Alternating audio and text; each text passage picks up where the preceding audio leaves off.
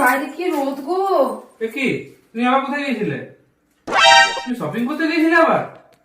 Shopping? তুমি মানে আমার টাকা ধ্বংস করা পুরো লেগে পড়েছো একবারে। হ্যাঁ, আমি নিজের জন্য একটা কিছু কিনেছি। এগুলো কার তাহলে?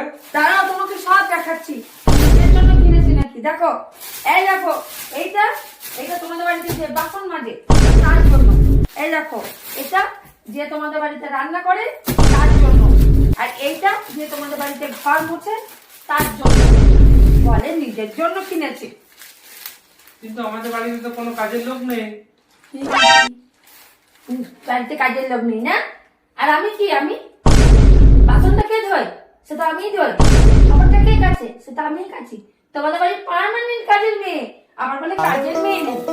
আমি পারি না আর পারি না, আমি কেন মরি না।